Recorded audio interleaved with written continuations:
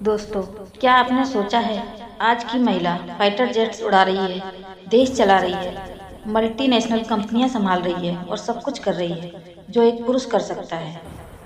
लेकिन आज भी हमारे मॉडर्न समाज के बीचों बीच एक ऐसी लक्ष्मण रेखा खींची हुई है जिसे पार करना महिलाओं के लिए सख्त मना है। एक ऐसा दरवाजा जिसके उस पार जाना उनके लिए वर्जित है, और वह दरवाजा है शमशान घाट का मुख्य द्वार। आपने अक्सर देखा होगा या शायद महसूस भी किया होगा, जब किसी घर से राम नाम सत्य का उद्घोष के साथ शव यात्रा निकलती है तो पूरा घर साथ चलता है।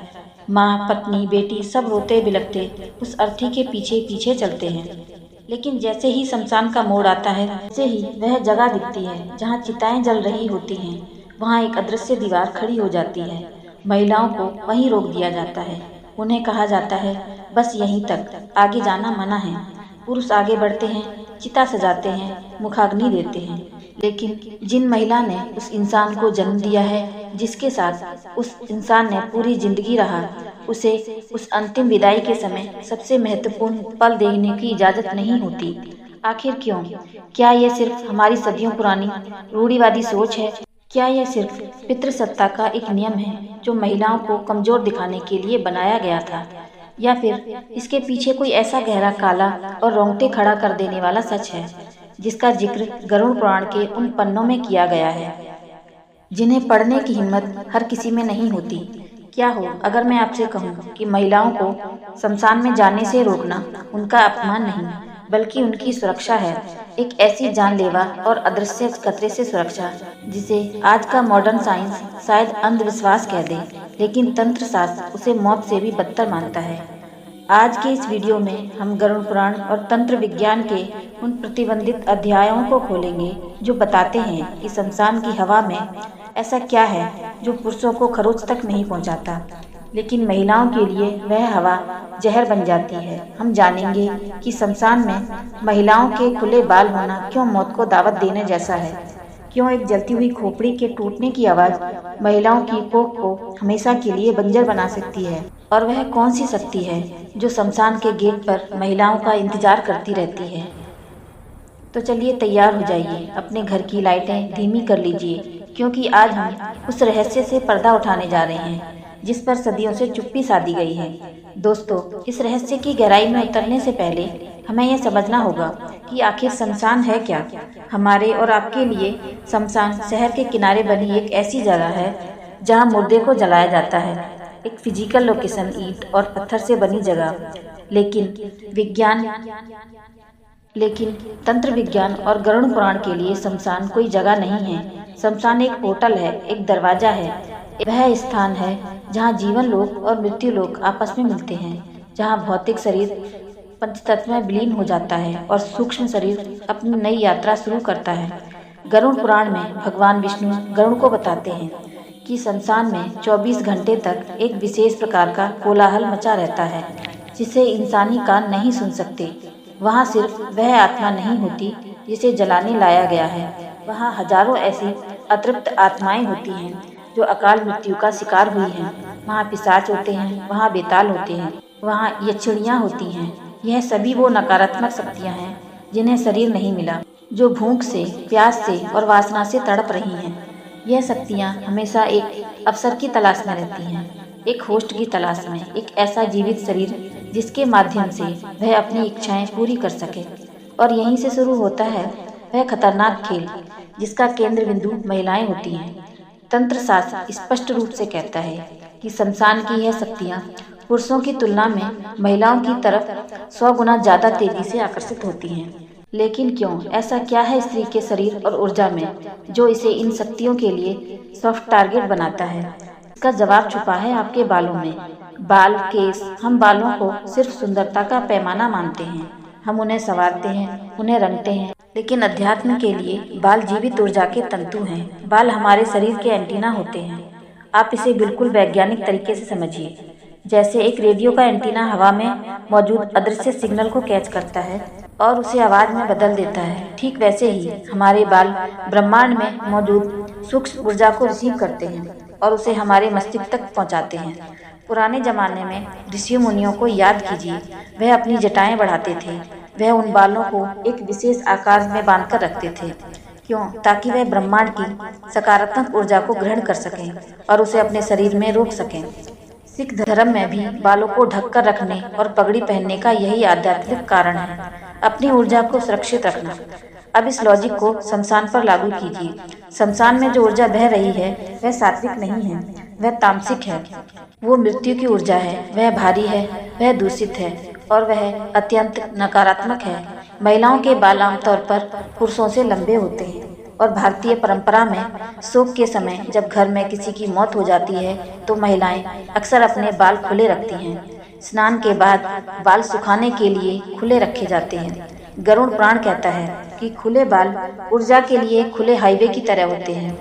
जब एक महिला जिसके बाल गीले और खुले हैं शमशान की उस दूषित हवा में खड़ी होती है तो उसके बाल एक मैग्नेट बन जाते हैं। वहाँ भटक रही नकारात्मक शक्तियाँ, पिशाच और अतृप्त आत्माएं उन बालों के जरिए बहुत आसानी से उस महिला के ओरा में घुसपैठ कर सकती हैं।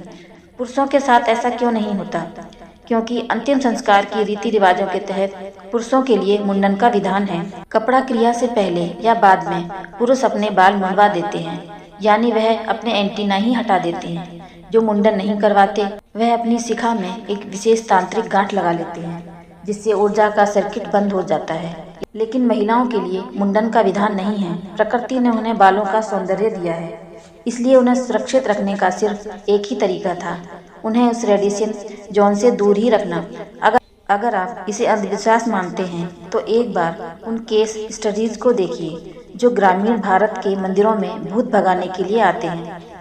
आप हैरान रह जाएंगे कि ऊपरी बाधा या पोजीशन के 90% शिकार महिलाएं होती हैं और उनकी हिस्ट्री में कहीं न कहीं शमशान, कब्रिस्तान या किसी सुनसान जगह पर खुले बालों के साथ जाना शामिल होता है। यह संयोग नहीं है, यह ऊर्जा का विज्ञान है। लेकिन खतरा सिर्फ बालों तक सीमित नहीं है। अगर बात सिर्फ बालों की होती तो महिलाएं सिर ढककर जा सकती थीं, टोपी पहनकर जा सकती हैं, लेकिन फिर भी मनाही क्यों? क्योंकि खतरा बालों से भी गहरा है। खतरा सीधा कोख पर है, खतरा आने वाली पीढ़ी पर है। गरुड़ पुराण और आयुर्वेद दोनों इस बात पर सहमत हैं कि महिला का शरीर पुरुष के शरीर से ज्यादा संवेदनशील और ग्रहणशील होता है। प्रकृति ने स्त्री को एक विशेष शक्ति दी है, सृजन की शक्ति, एक नए जीवन को जन्म देने की शक्ति। उसका गर्भाशय ब्रह्मांड की सबसे पवित्र जगह मानी जाती है, जहाँ जीवन पनपता है। दूसरी तरफ शमशान वह जगह है जहाँ जीवन का अंत होता है। शमशान विनाश का केंद्र है और सृजन और विनाश यह दो बिल्कुल विपरीत ऊर्जाएं हैं। जैसे आग और पानी, जब यह दोनों एक दूसरे के संपर्क में आते हैं तो विस्फोट होता है। जब चिता जलती है तो उसमें से सिर्फ लकड़ी का धुआं नहीं निकलता। गरुड़ पुराण में लिखा है कि जलते हुए मांस, पिघलती हुई चर्बी और हड्डियों के जलने से जो सूक्ष्म परमाणु तरंगें हवा में फैलती हैं वह अत्यंत विषैली होती हैं। यह विषैली तरंगें एक पुरुष के शरीर पर उतना असर नहीं डालती, लेकिन एक महिला के प्रजनन अंगों पर इसका बहुत गहरा और बुरा असर पड़ सकता है। तंत्र शास्त्र कहता है कि शमशान की मृत्यु तरंगें महिला की कोख में मौजूद जीवन ऊर्जा को सोख लेती है। अगर कोई महिला गर्भवती या भविष्य में मां बनने वाली है तो शमशान का वह वातावरण उसके अंदर पल रहे भ्रूण को डैमेज कर सकता है। इससे भी डरावनी बात यह है कि शमशान में भटकने वाली अतृप्त आत्माएं हमेशा जन्म लेने के लिए उतावली रहती हैं। वह एक शरीर चाहती हैं। एक गर्भवती महिला उनके लिए एक खुले दरवाजे जैसी है। वह आत्माएं उस गर्भस्थ शिशु के शरीर में प्रवेश करने की कोशिश कर सकती हैं। इसे तंत्र की भाषा में गर्भ दोष कहा जाता है। अगर ऐसा होता है तो पैदा होने वाला बच्चा या तो शारीरिक रूप से विकलांग हो सकता है या मानसिक रूप से विकसित हो सकता है या फिर उसका पूरा जीवन कष्टकारी हो सकता है। हमारे पूर्वज जो ऋषियों और वैज्ञानिक दोनों थे वह इस रिस्क को समझते थे, इसलिए उन्होंने इस सख्त नियम को बना दिया। जो जीवन देने की क्षमता रखती है उसे मृत्यु के घर से दूर रखा जाए। यह उस महिला की सुरक्षा के लिए नहीं बल्कि आने वाली पूरी नस्ल की सुरक्षा के लिए था। अब मैं आपको उस दृश्य की ओर ले चलती हूँ जो शमशान का सबसे विभत्स और डरावना पल होता है, जिसे देखने के लिए लोहे का जिगर चाहिए। कपाल क्रिया। जब चिता जल रही होती है, आग की लपटें आसमान छू रही होती हैं, शरीर लगभग आधा जल चुका होता है, तब एक रस्म होती है। घर का मुख्य पुरुष, जो आमतौर पर बड़ा बेटा या पति होता है, एक बड़ा सा बांस का डंडा उठाता है और उस डंडे से पूरी ताकत के साथ जलते हुए शव की खोपड़ी पर प्रहार करता है, उसे तोड़ता है बीचों बीच से। आप कल्पना कर सकते हैं उस आवाज़ की। एक इंसान जिसे आप कल तक प्यार करते थे, जिसने आपको गोद में खिलाया था, आज आप खुद उसके सिर को डंडे से तोड़ रहे हैं। खोपड़ी के टूटने पर उसके अंदर का उबलता हुआ तरल पदार्थ आग में गिरता है और एक अजीब सी छनछनाहट की आवाज़ होती है। गरुड़ पुराण के अनुसार यह करना बहुत जरूरी है, क्योंकि माना जाता है कि आत्मा का आखिरी मोह अपने अहंकार यानी मस्तिष्क से होता है। जब तक कपाल नहीं फूटता, प्राण पूरी तरह मुक्त नहीं होते। ब्रह्मानंद को खोलने के लिए यह किया जाता है। लेकिन मनोवैज्ञानिक यानी साइकोलॉजी क्या कहती है? मनोविज्ञान कहता है कि यह दृश्य सदमा पैदा करने वाला है। यह दृश्य इतना हिंसक और क्रूर है कि इसे देखकर किसी का भी मानसिक संतुलन हिल सकता है। महिलाओं का स्वभाव पुरुषों की तुलना से ज्यादा कोमल, ज्यादा भावुक और ज्यादा संवेदनशील माना गया है। यह कोई कमजोरी नहीं है, यह प्रकृति की दी हुई एक विशेषता है जो उन्हें ममता देती है। अगर कोई माँ अपने बेटे या पति की खोपड़ी को फटते हुए देख ले, तो वह उस सदमे से शायद जिंदगी भर न उभर पाए। वो दृश्य उसके सपनों में आएगा, उसे सोने नहीं देगा। उसका डिप्रेशन में जाना तय है, उसका दूध सूख सकता है, उसकी सेहत गिर सकती है। पुरुषों को बचपन से ही कठोर बनने की ट्रेनिंग दी जाती है, शायद इसलिए उन्हें जिम्मेदारी सौंपी गई है वह इस पत्थर दिल वाले काम को अंजाम दे और महिलाओं को उस मानसिक आघात से बचाएं। यह नियम महिलाओं को कमजोर मानकर नहीं, बल्कि उनकी भावनाओं का सम्मान करते हुए बनाया गया था। शमशान में महिलाओं को जाने पर पाबंदी का एक और बहुत बड़ा आध्यात्मिक कारण है आत्मा का सफर। गरुड़ पुराण का पूरा ढांचा इस बात पर टिका है कि मरने के बाद आत्मा का अगला सफर कैसा होगा, और यहाँ महिलाएं अनजाने में ही सही लेकिन एक बड़ी बाधा बन सकती हैं। गरुड़ पुराण के प्रेत कल्प अध्याय में यमराज बताते हैं कि मरने के बाद भी आत्मा तुरंत नहीं जाती, वह वहीं खड़ी होकर सब देख रही होती है। उसे प्यास लगती है, उसे भूख लगती है, लेकिन सबसे ज्यादा उसे मोह सताता है। उसे अपने परिवार की याद आती है। आत्मा यमदूतों के साथ जाने में आनाकानी करती है, वो बार बार पीछे मुड़कर देखती है। अब इमेजिन कीजिए शमशान का दृश्य, एक चिता जल रही है और सामने एक मृतक की पत्नी, उसकी माँ, उसकी बेटी छाती पीट पीट कर रो रही है। उसका रोना, उनका विलाप, उनका दुख, यह सब उस आत्मा के लिए एक जंजीर बन जाता है। स्वभाव से महिलाएं अपनी भावनाओं को छिपा नहीं पाती, वो पुरुषों की तरह पत्थर बनकर नहीं खड़ी रह सकती। उनका रोना स्वाभाविक है, लेकिन गरुड़ पुराण कहता है शमशान में गिरा अपने प्रियजनों का एक एक आंसू उस आत्मा के शरीर पर अंगारे की तरह लगता है। जी हाँ, आपके आंसू उस आत्मा को जलाते हैं, उसे कष्ट देते हैं। जब आत्मा अपनी पत्नी या माँ को तड़पते हुए देखती है तो उसका मोह जाग उठता है। वह यमलोक जाने से इनकार कर देती है। वह वापस अपने परिवार के पास आना चाहती है। वह प्रेत बनकर उसी शमशान में या अपने घर के आसपास भटकती रहती है। वह मुक्ति के मार्ग से भटक जाती है। इसलिए ऋषियों ने एक बहुत ही कठिन नियम बनाया है। शमशान में आंसुओं का गिरना वर्जित है, क्योंकि महिलाओं का रोना रोकना असंभव था। इसलिए विधान बनाया गया कि महिलाएं घर पर ही रहें, ताकि जब तक सब जलकर राख न हो जाए, आत्मा का मोह अपने परिवार से टूट न जाए। यह सुनने में क्रूर लग सकता है, लेकिन आध्यात्मिक दृष्टिकोण से यह उस जाने वाली आत्मा की आज़ादी के लिए किया गया सबसे जरूरी काम था।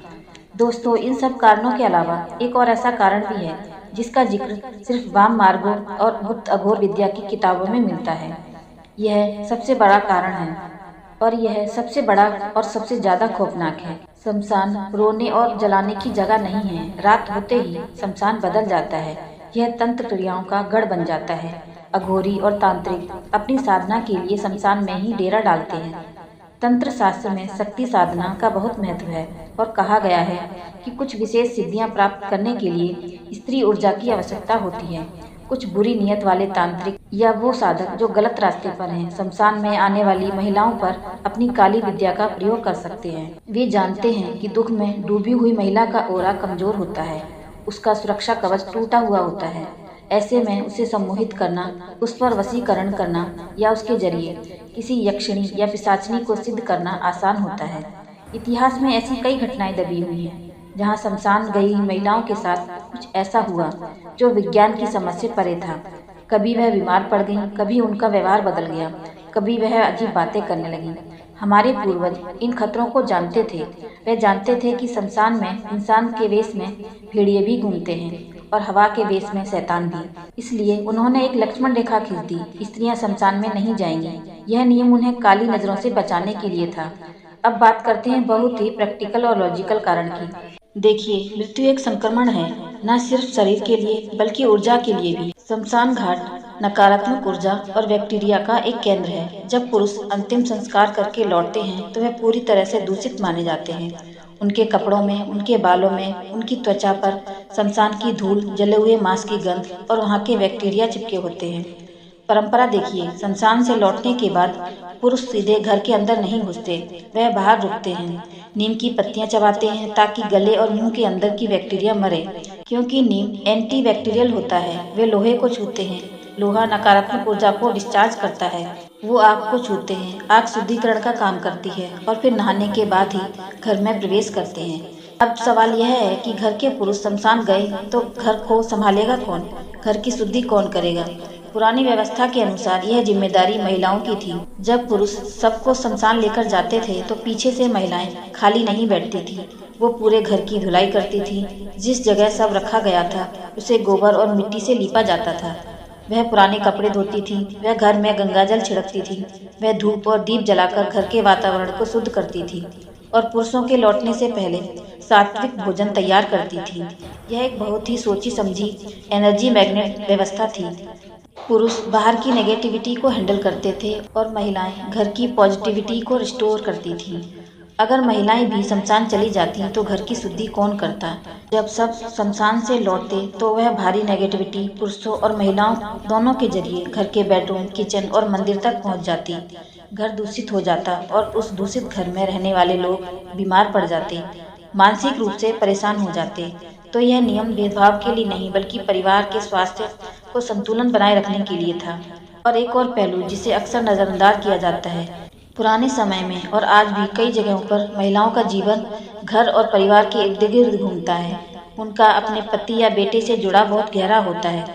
मनोवैज्ञानिक मानते हैं कि शमशान का वातावरण, वह जलती हुई आग, वो धुआं, वो गंध, वो मंत्रों की तेज आवाज़, यह सब मिलकर एक सम्मोहन वातावरण पैदा करता है। बहुत ज़्यादा भावुक व्यक्ति जैसे मृतक की पत्नी उस माहौल में अपना मानसिक संतुलन खो सकती है। पुराने समय में सती प्रथा जैसी कुप्रथाएं इसी का उदाहरण है, जहां दुख और सामाजिक दबाव में महिला चिता में कूद जाती थी। महिलाओं को शमशान में जाने से रोकने का सबसे बड़ा कारण यह भी था कि दुख और शोक में आकर महिला खुद को नुकसान न पहुंचा ले। कहीं वह जलती चिता देखकर उसकी तरफ न दौड़ पड़े। उन्हें उस आत्मघाती आवेग से बचाने के लिए उन्हें घर पर रुकना जरूरी समझा गया। घर पर बाकी महिलाएं उन्हें समझाती हैं, उन्हें संभालती हैं, जो शमशान की भीड़ में संभव नहीं था। दोस्तों, अब हम 2025 में हैं, दुनिया बदल चुकी है। आज शहरों में इलेक्ट्रिक शमशान बन गए हैं। वहाँ ना धुआं होता है, ना खोपड़ी तोड़ने का डरावना दृश्य दिखता है और ना ही घंटों का समय लगता है। सब कुछ मशीन के अंदर होता है, साफ सुथरा और तेज। यही वजह है कि आज कई बड़े शहरों में महिलाएं शमशान जाने लगी हैं। कई बेटियों ने अपने पिता को मुखाग्नि दी है। यह एक सराहनीय बदलाव है। यह उनकी हिम्मत और प्यार का सबूत है। समाज इसे स्वीकार कर रहा है और यह अच्छी बात है। लेकिन गरुड़ पुराण जिस विज्ञान या विश्वास पर लिखा गया है वह मशीनों के लिए नहीं बल्कि ऊर्जा के लिए था। शमशान चाहे लकड़ी का हो या इलेक्ट्रिक का, वहाँ मृत्यु की ऊर्जा तो वही है, वहाँ आत्माओं का जमावड़ा तो वही है। गरुड़ पुराण यह नहीं कहता कि महिला कमजोर है। गरुड़ पुराण यह नहीं कहता कि वह अशुद्ध है, बल्कि पुराण यह कहता है कि महिला की ऊर्जा सृजनात्मक होती है और शमशान की ऊर्जा विनाशकारी। महिला प्रकृति है और शमशान प्रलय है। जब दो विपरीत ध्रुव टकराते हैं तो स्पार्क होता है। वो स्पार्क कभी मानसिक रूप से होता है, कभी शारीरिक रूप से, तो कभी आध्यात्मिक रूप से। यह नियम एक बैरियर था। तो दोस्तों, यह था वह सच जो शमशान की ऊंची दीवारों और बंद दरवाजों के पीछे छिपा था। महिलाओं का वहां जाना कोई सजा नहीं थी। यह उन्हें बालों के जरिए होने वाले संक्रमण, कोख पर होने वाले हमले, कपाल क्रिया के सदमे और तांत्रिक खतरों से बचाने का एक प्राचीन प्रोटोकॉल था। आज के दौर में इस नियम को मानना या न मानना आपकी निजी चॉइस है। आस्था और अंधविश्वास के बीच एक बहुत बारीक लकीर होती है। अगर आप इसे एक सामाजिक बंधन मानते हैं तो इसे तोड़ना आधुनिकता है, तो वह भी आपका अधिकार है। लेकिन एक बात याद रखिए, शमशान घाट की वह हवा, वो सन्नाटा, वो अदृश्य दुनिया, वो आज भी वैसी ही है जैसी हजारों साल पहले थी। इंसानों ने कपड़े बदल लिए हैं, अपनी सोच बदल ली है, टेक्नोलॉजी बदल ली है, लेकिन मृत्यु और आत्मा के नियम आज भी वही हैं। जब एक महिला शमशान से लौटकर आती है तो उसे भारीपन महसूस हो रहा है, उसे बुरे सपने आ रहे हैं, तो डॉक्टर उसे डिप्रेशन की दवाई दे सकते हैं। लेकिन गरुड़ पुराण जानता है कि उस दवाई से वह हवा नहीं जाएगी जो उसके बालों के साथ उलझकर घर तक आई है। आप इस बारे में क्या सोचते हैं? क्या आपके परिवार में या आपके आसपास कभी किसी शमशान से जुड़ी किसी ऊपरी बाधा या किसी महिला के साथ हुई अजीब घटना का अनुभव किया है? आपको क्या लगता है कि खुले बालों वाली थ्योरी में दम है? अपनी राय, अपने अनुभव नीचे कमेंट्स में ज़रूर शेयर कीजिए, क्योंकि आपका एक अनुभव किसी और की आंखें खोल सकता है। हम आपके हर कमेंट को पढ़ते हैं। अगर यह वीडियो आपको लॉजिकल लगा, अगर इसने आपको सोचने पर मजबूर किया, तो इसे लाइक करें। वीडियो को अपने घर की महिलाओं, अपनी माँ, अपनी पत्नी, अपनी बहन के साथ शेयर करें, ताकि वह भी इसके पीछे के असली कारण को समझ सकें और अपनी सुरक्षा कर सकें। मिलते हैं अगली वीडियो में मृत्यु के एक अनसुलझे रहस्य के साथ। तब तक के लिए सावधान रहें, सुरक्षित रहें। हर हर महादेव।